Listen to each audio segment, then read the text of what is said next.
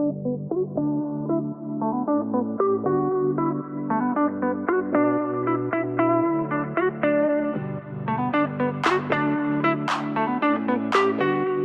my name is Amanda DuBois. Welcome to the Ripple Haven interview series.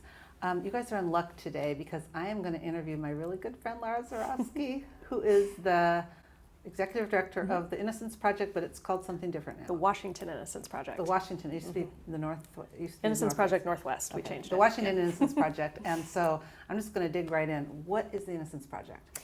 Well, first thing to know is that the Innocence Project is an organization in New York City, one large national organization, but we are not a part of that organization. So we're part of what's called the Innocence Network, and there are 70 of us around the world that all have the same mission to represent and free and exonerate actually innocent prisoners, and to work on policy reform to try to prevent those injustices from happening, and to support our freed and exonerated clients as they rebuild their lives in freedom. So, yeah, it's a big job. It's a big job. That it's funny that you mentioned our original organization. We were originally founded as a program of the University of Washington School of Law. When you were yes, there. Right, absolutely. Okay. And in fact, we were the first Innocence Project after the one in New York. So we've been around since 1997. They established in 92. We were the first one to establish after that. Wow. Yeah. And at the time, this was, 1997. So this was like at sort of the beginning of DNA testing and really using that in criminal cases, and not just to use it in criminal cases for prosecution, but Barry Scheck and Peter Neufeld, who founded the Innocence Project in New York, really understood through, frankly, their work with the O.J. Simpson case, that DNA could be used, if it could be used to prosecute, it could be used to exonerate. And so they had this idea to just accept DNA cases, and in fact, that's still how the organization works in New York. They only accept DNA cases, where the rest of us around the country realized that the number of cases where DNA is available, the actual innocence cases where DNA is available, is actually really, really small. It's really only in serious violent felonies where there's some sort of biological material that's left behind that's relevant to the perpetrator, that could identify the perpetrator that's involved. And so the rest of the Innocence Network member organizations tend to take both DNA and non-DNA cases. And in fact, most of our 20-something exonerations at this point are, most of them are not DNA. We have 5 DNA exonerations. So let's start with, what is a DNA exoneration? Yeah. So when someone is tried and convicted in any criminal system, so the reason that there are so many different innocence projects is that the crimes are prosecuted almost always, except in exceptions where there's the federal system. Almost all of the criminal prosecutions happen at the state level under state law. And so the law is different, the procedures are different in all of those different courts. And so this is not something like Planned Parenthood or some other organization where you can kind of have the same policy or the same approach in every state. Because every state has different laws. Exactly. We have different criminal legal systems in every state. In fact, it's kind of a misnomer to even call it a criminal legal system, because that implies there's some sort of continuity. And there are continuities, but they're not necessarily good ones. Right. So there, we have all of these different organizations, and people will write to us from in prison. We get 300 to 500 requests for assistance every year. Just depends on the year. Gosh. Sometimes it's more, never less.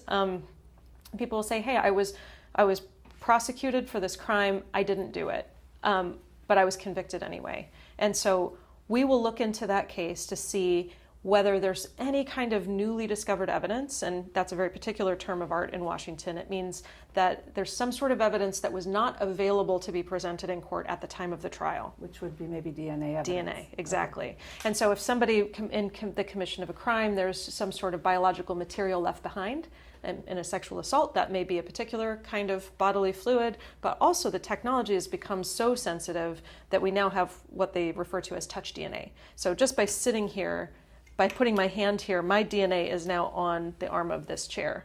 And so they would be able to go in and swab it and then test it. We're talking about something that happened a long time ago. So some guy says, I didn't do it 10 years ago. Yeah. Where do you get touch DNA? You can. If the evidence, if the evidence is still preserved, we can look anywhere from something like a cigarette butt that's left at the scene, a glass that was touched. We have some cases where there's an actual door jamb that was taken from the crime scene, where the theory is that the person kind of like put their hand on the door jamb, that there was bloody handprint or something like that.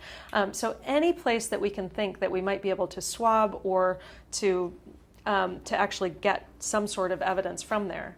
And we actually have a really interesting partnership with the Washington State Patrol Crime Lab. I was wondering, who does this testing? Yeah, in Washington State, all the DNA testing under our statute, that we have a statute that says after you've been convicted, if you want to come back in, you have to prove a lot of stuff to get testing. And prosecutors fight us almost all the time just to get the testing, not to resolve a case. But when that is ordered in Washington State by statute, all DNA testing happens at the Washington State Patrol Crime Lab. So just for a second, so you have to file like a motion in court to get this to get kicked off? Usually our first step is to call the prosecutor and say, hey, someone has reached out to us. We have some questions about the conviction. There's some evidence here that could be tested that was not tested earlier. Would you agree? Would you agree to testing? And then if they do, then it's really pretty simple. It doesn't cost anything for the state or anyone to just sign this thing. Is called an RFLE, a request for laboratory examination. They can give that to the court. They sign it. It gets sent to the crime lab. Easy peasy. But if they don't agree, then we have to do a motion for post-conviction DNA testing. They fight it in court. It gets litigated. Often takes a year or more to go through this process. And often the result is testing, but not always. So why would they even fight it? That's a great question. I think we need to find a prosecutor who has fought testing to come on, maybe as a debate, not necessarily as a guest. We'll see.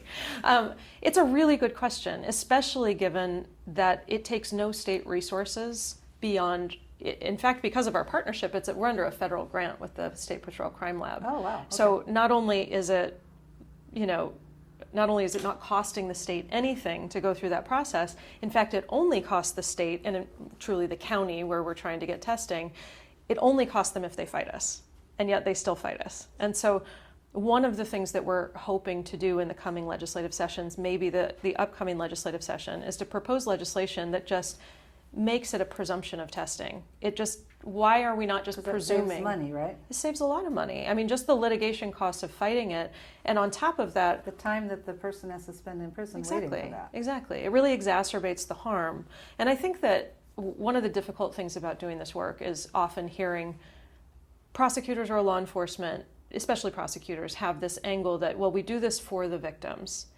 We want to protect the victims. And I think that there is sort of this implicit statement that it's better to have this potentially innocent person stay in prison than to make things, to mix things up for the family or for the surviving victim of a crime. And I just think that fundamentally that's really, really wrong. I think. Do you ever talk to the victims?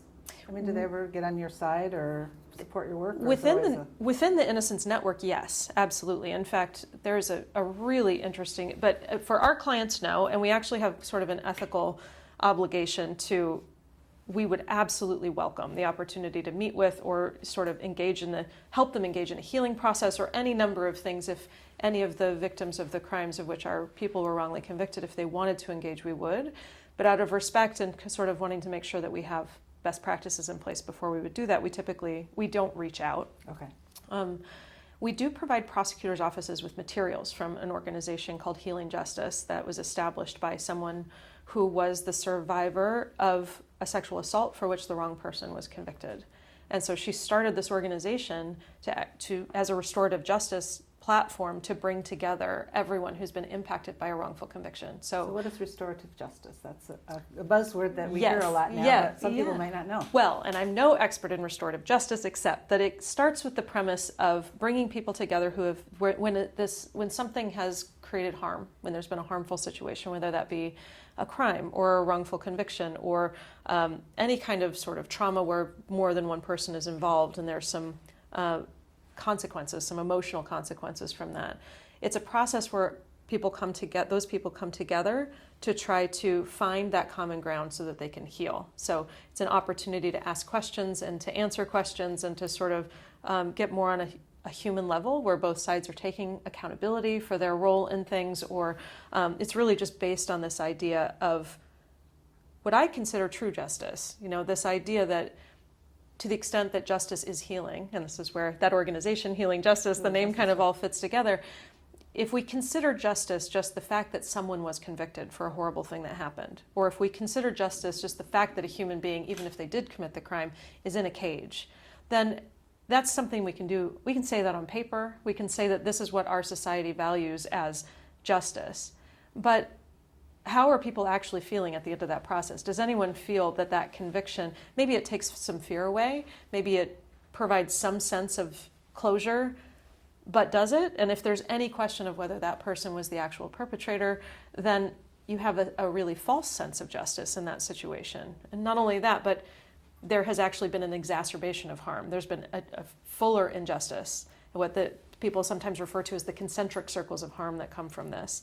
And so the idea of restorative justice is to bring people together to actually work through the feelings of it, to come to a place where acceptance, recognition, and sort of just the humanity can come back into the process. And I think that's one of the areas where the law is not really capable of doing it on its own. The letter of the law can say one thing, and that's not going to speak to the human element. And the thing about crimes is that there are human beings involved every time. Like that's and children. Then children. And children of those people. Exactly. And that's an excellent point. I think, it's easy when we talk about wrongful convictions to just think of the horrific experience of a person sitting in a prison cell for something they didn't do. And that is horrific. That is, of course, the entry point into thinking about that. But a wrongful conviction, and any form of incarceration truly, but a wrongful conviction does not just impact that person. Entire families are incarcerated with that person for all intents and purposes. Children grow up without their parents. They grow up, in some cases, thinking that their parent committed a crime, sometimes against other family members. There are some really, truly tremendous stories of people who their just entire life has been defined by something that it turned out didn't even happen. And I'll just keep going. One of the things that's so fascinating, there's something called the National Registry of Exonerations, which is, it was started with the University of Michigan. Now I think it's at UC Irvine. But it's housed there, but it's really a receptacle of all of the cases of wrongful conviction that have been documented in the United States since 1989. Do you know how many there are? Last count, there were over 3,300. So I don't know where we're at now. We might be near 3,500 at this point. And that's not because necessarily a few hundred exonerations happened since then, but they're constantly learning of cases that qualify as a wrongful conviction and exoneration through the system, and they kind of populate it and they write a whole summary and kind of give you facts and databases. It's searchable. It's a tremendous resource for us when we're writing briefs, when we're doing policy reform work, because we can say, look, this isn't a one-off. This is not just an anecdote of a horrible story that happened here. There are 7 major contributing factors to wrongful conviction, and they repeat over and over again in every American jurisdiction. They are mistaken eyewitness identification, false testimony by incentivized witnesses, so someone who's lying in exchange for a deal for themselves, or perjury, knowing, and I think there's a difference there when we talk about children, for example, where in child sex assault cases, there are a tremendous number of cases in the innocence community where a child was interrogated in a way or questioned in a way that gave them sort of not incentivized them, but prompted them to say falsehoods and to believe that something had happened or to tell a story, and that's resulted in a series of wrongful convictions that are sort of mass wrongful convictions. And one happened in Wenatchee in the late 1990s, where there was, which is actually how our project kind of got formed, in response to the Wenatchee sex abuse cases. That was those people, the church or something over there. It was a preschool. Okay. Yeah, it was a school. And I can't recall exactly how many of those convictions ended up staying, but all people who were incarcerated for that were out by the year 2000. So people spent as much as 4 years in prison. But many, many people did what a lot of innocent and not innocent people will do, and that's take a plea to a lesser charge just to be done with the situation. And so if someone has pled guilty to anything, they are not exonerated. They still have a conviction on your record, even if they get out. Sometimes. Can you guys get them out? Sometimes. But they don't get exonerated. Yeah, sometimes. And that happened with one of one of our, I don't know if you want me to finish stories or if I just keep going, but one of our clients, Ken Hovland, was in Snohomish County from a conviction from 1982, and he was released in 2022. So he spent 40 years in prison For something he didn't do. a murder and sexual assault that he didn't do. The evidence against him was hair microscopy, which has been completely discredited. That's sort of just looking at two hair shafts in a microscope and saying, this is from the same source. You can't do that. But it used to be done all the time. So hair microscopy and bite mark evidence. So again, a totally discredited forensic science that is not actually a science at all, where they looked at, patterns in skin and said that was a human bite mark. There's absolutely no way to do that. There are no metrics. It's not peer reviewed. There are no standards. It's not a science. And so now we know that. We didn't know it then. And so based on those two kinds of evidence, he was convicted. And at the end of the day, he had been in for 40 years. He went in at 22 and came out at 62. Oh my God. And had not seen his mother in 4 decades. She was dying, so she was in poor health. And they were about to close Monroe, and he had been there for 30 years. And so he really couldn't fathom the idea of moving prisons, wanted to see his mother.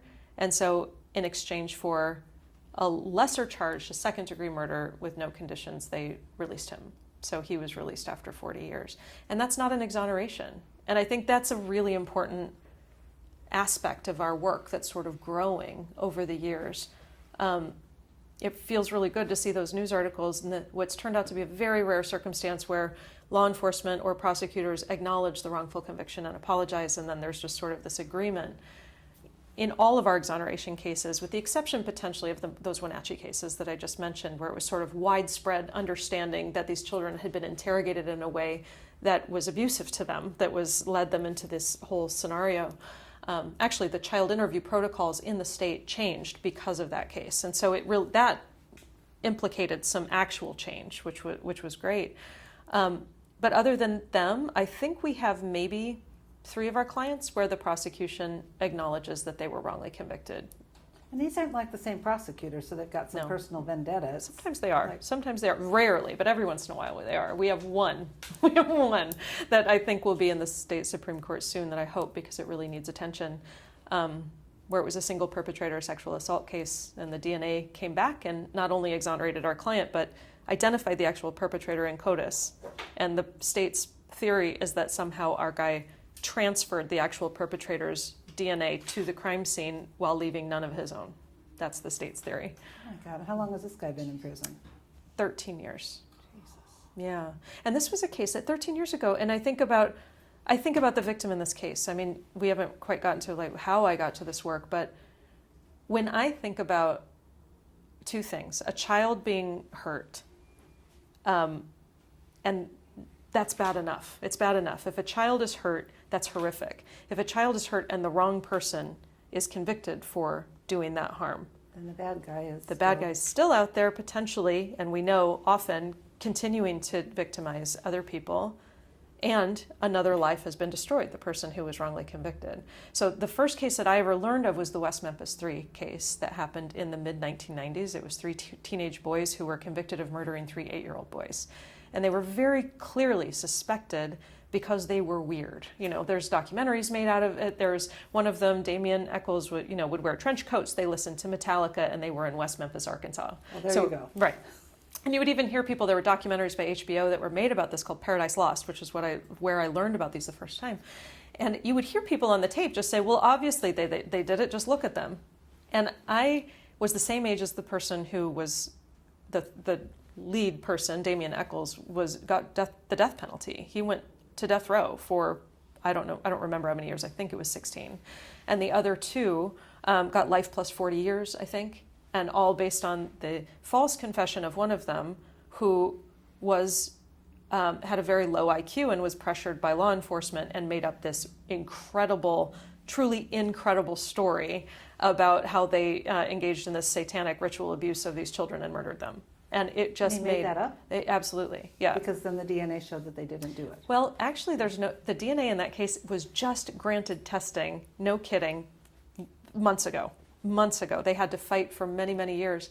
So this is a case where they had a lot of other pieces of evidence, and the prosecutors offered them the deal to plead guilty, enter what's called an Alford plea, by Alford versus North Carolina. Enter an Alford plea so that you take advantage of the prosecutor's offer, but you don't admit guilt. Right. And they took that agreement only, if you talk to Jason Baldwin, who was lovely and lived here for a while actually after they were released, he would have stayed in prison to fight. But he just said they were going to kill Damien. They were trying to kill him, and he couldn't have it on his conscience that Kill him being the death penalty. Right. And so as a way of ensuring that that didn't happen, he was willing to take that, but they negotiated an agreement that they could continue to pursue their actual innocence after they were released.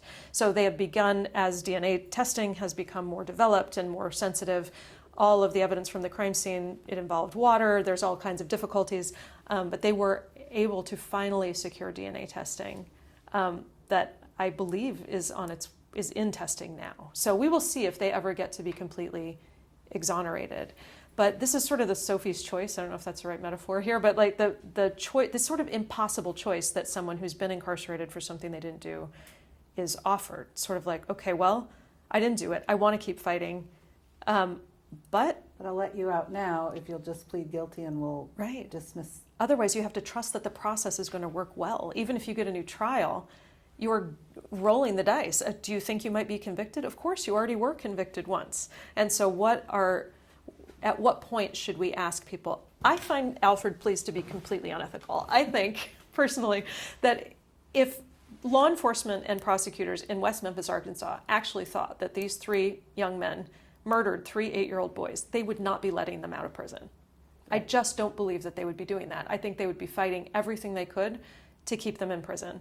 And so it really, to me, is unconscionable that this system... They're making them take an Alford plea now instead of exonerating them. Because if they take an Alford plea, they're never exonerated, and they can never pursue any kind of claim against the state. They can't pursue the misconduct that may have been committed against them. They'll never get compensation under a wrongful conviction compensation statute because they have a standing conviction related to that underlying crime. So how big of a problem is this? This sounds super scary. It's a good question. We thought when we first started, that's why we were called Innocence Project Northwest when we first started. We were so convinced that, DNA, all we have to do is test all the DNA and get all the innocent people out, and then we can close our doors. It can be done. And by the way, we should be able to handle the entire Northwest region. So we called ourselves Innocence Project Northwest, simple enough. And I think it was only after, because I think also the other presumption is that if there's DNA testing, they must be testing DNA before they prosecute people, right? You would think. Well, in fact, they DNA test everybody. Everybody who gets arrested, they give them a DNA test. Well, everyone who's convicted gets it of a felony or of a misdemeanor sex offense has to provide their DNA into the system. But even when they're prosecuting cases, they will pick and choose what goes in for DNA testing. There have been cases, not that I know of in Washington, but there have been cases where they were in testing to try to test some evidence, and then they got they got a confession, and they stopped the testing. Like, well, we don't need to complete that, right? And so it is a resource issue. We don't have the money to test everything, or the labs don't have capacity to test everything. But it does mean that people are going away for many, many years, sometimes for life, on cases where maybe we could have established that they were actually innocent if there was this institutional will to actually check their work. And I think that instead, what we end up with is a system where law enforcement kind of get a theory. Once you get in your head what happened, we all have bias. This is not a cop thing. It's not a negative thing. It's just a human nature thing. Once we've made up our mind about what happened in a case, or we develop that theory, then you have confirmation bias. You have a tendency to believe and focus on the things that confirm your theory about what happened, and to ignore things that contradict your theory. And so when law enforcement has this, when prosecutors have that, we call it tunnel vision. You're just really hyper-focused on one thing. And as long as that's true, you're going to miss all the other information that may be exonerating. And so once, we've got these kind of touch points in the criminal legal system. When something bad happens, first of all, when something bad happens, it isn't necessarily a crime. When someone dies, it wasn't necessarily murder. When a baby is harmed, it's not necessarily a crime, right? And this is where issues like suicides that are prosecuted as murders, this is that, and abusive head trauma or shaken baby cases, those are the two categories where women are most likely wrongly convicted in caregiving roles or in roles with other family members. And it really is just a matter of evaluating the evidence and someone, a detective and then later a prosecutor, looking at that evidence and saying, this is what I think, this sounds right. And then just going with that. And once that decision has been made to investigate, to charge, and then what those charges are, the whole concept of a presumption of innocence is really, really difficult to hang on to at that point. It's a nice idea that I think really doesn't play out. I mean, we think about how would you feel when you're on a jury and you see someone sitting there at the defense table. I've never been at a defense table. I mean, I have as an attorney, but I've never been there, charged as a defendant. So they must have done something to put themselves in that situation. And what we've learned from wrongful convictions is that is simply not true. There are people who are absolutely brought onto the radar of law enforcement due to absolutely nothing that they did. Either someone else said that they did it in order to get themselves out of trouble, or mistaken eyewitness identifications will happen, or there are just any number of ways. We have one client, Larry Davis, who, rest his soul, he passed a number of years ago, maybe 7 years ago now. He was in for 17 years for a sexual assault that he was prosecuted with Alan Northrop, who is still with us. They were co-defendants prosecuted in this case. The whole reason that Alan was suspected was that there was a composite sketch made and posted all over town, and someone thought that looked like Alan Northrop. Oh my God. There was a belief at the time of the trial that it was a whole bunch of people that called law enforcement saying, oh, that looks just like Alan Northrop. As it turns out, it was the detective who didn't like Alan's brother who decided that it looked like Alan Northrop. No. And this is why they ended up with a multi-million-dollar settlement later, but that's a different story. In this case, Alan was on the radar of law enforcement because of this particular detective.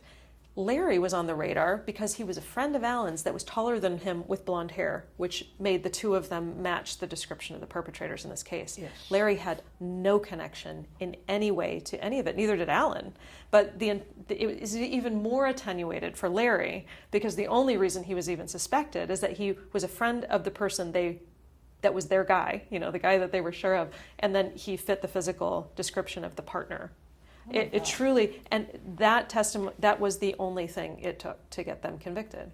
So let's back up. How did you get into all this? Because now you're like this on fire advocate for people that have been forgotten by the rest of society, right? Because nobody really, not a lot of people care about wrongly convicted people because, like you said, he must have done something. Yeah, right? They don't really believe it. I think that if people understood that's really a problem. Well, I was actually raised in a very conservative military household. So my dad was in the Air Force. He did 2 tours in Vietnam. If we took, any kind of vacation, it was to a national monument. It was just sort of like, which we never did. We didn't have a lot of money, but that's what we did. And love of country and our system and us being the best country in the world and all of that was just, it was implicit in everything that we did in my home. And I, was never interested in going into the military or anything like that. But I think that love of country has never gone away. I think that that's really stuck with me. And when I was in college at the Evergreen State College, I didn't even start college till I was 21. Nobody in my family had ever gone to college. Well, my dad had, but didn't use it. And, just like most people didn't in my world.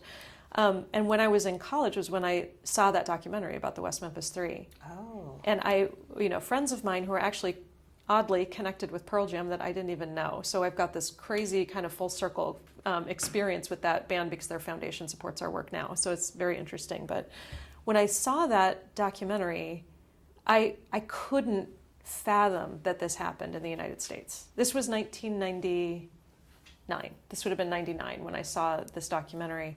I couldn't fathom it. I just thought, if this actually happened, people will be picketing and rioting in the streets. We can't have an innocent person in this with so much evidence that they didn't do it, and such an attenuated and strange and sort of bizarre story that they did do it, getting them convicted. How is this even possible?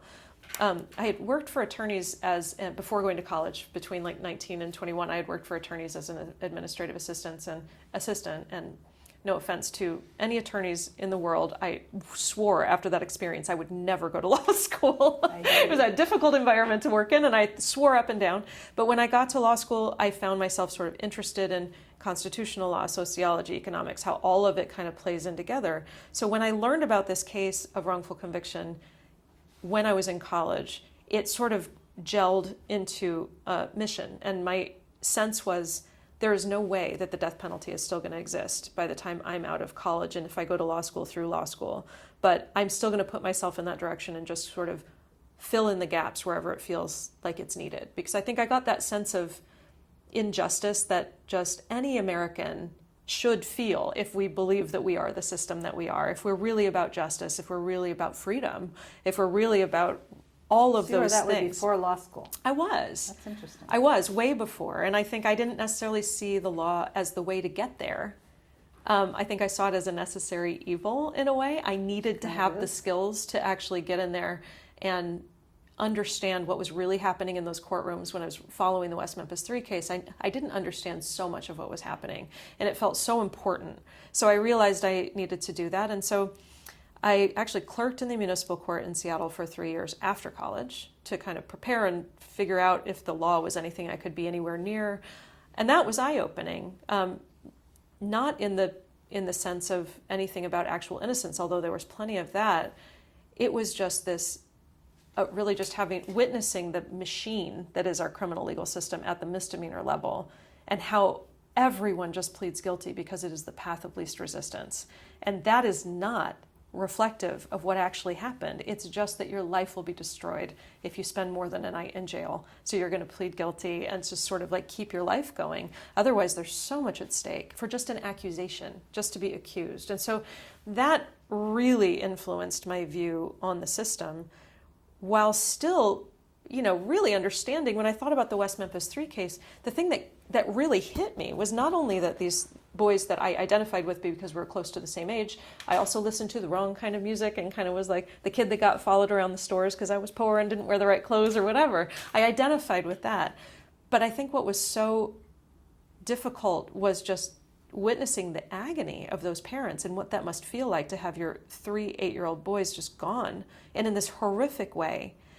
But the only thing that I could imagine that would make that worse would be if the wrong people were held accountable for it, so that more harm came out of that circumstance. The focus should be on those children and what happened to them, not about the sort of greater harm that was created. And what I've always appreciated about the West Memphis 3 supporters is that they've always honored the victims, and I don't think that that's always the case. But I think that I just always had that sense. And so when it came time to go to law school, I chose the University of Washington because it was the only school in the Northwest that had an innocence clinic. So they had a clinical law program at the University of Washington. McMurtry yeah, there then? exactly. Oh, wow. So Jackie McMurtry was a professor and founder. She founded it in 1997, and it became a clinical offering in 2002. So I started law school in 2004 and just started the journey there.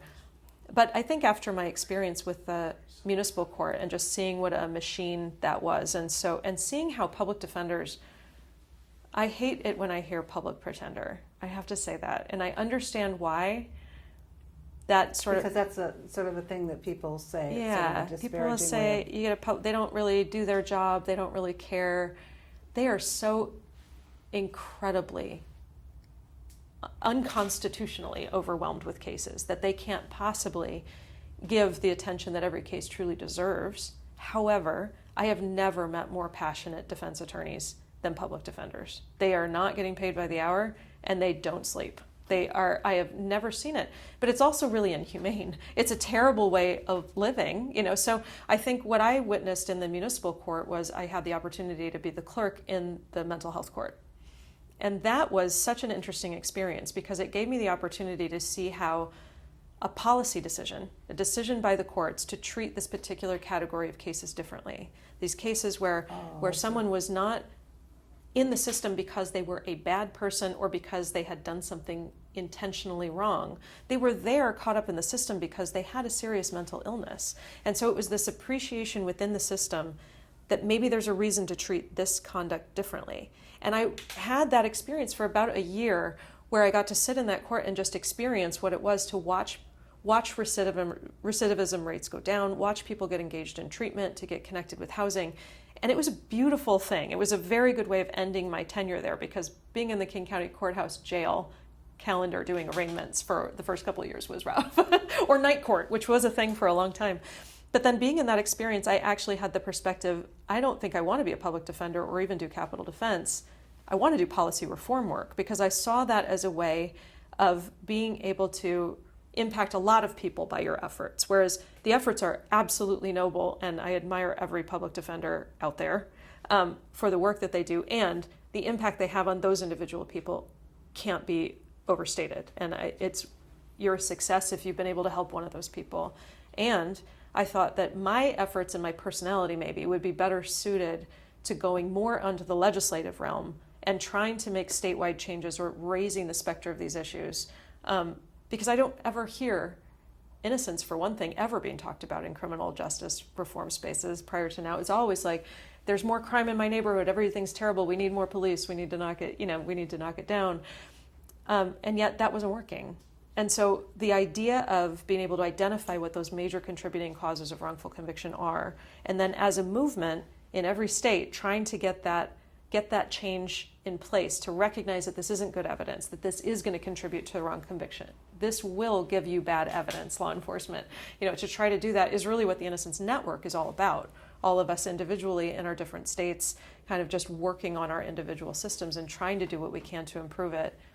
And it is not an easy path. There's a lot of resistance. Which is why we need people like you out there at the Innocence Project. Oh my God, thank you so much for what an explanation and what heartbreaking work. And I don't know how you day in and day out deal with knowing that your clients are sitting in prison for year, and probably during the process of just going through the innocence process, it's more and more time that they have to spend in there. And God bless you for doing that work, and how much you care about the victims and actually finding the proper people that need to be held accountable. Thank you. I appreciate you so much. Thank you. Thank you for coming and talking. I can't talk about this forever, so thank you for humoring me. Oh my God. Thank you. Isn't she the best? So thank you for coming. Thank It was you. awesome. Thank you so much.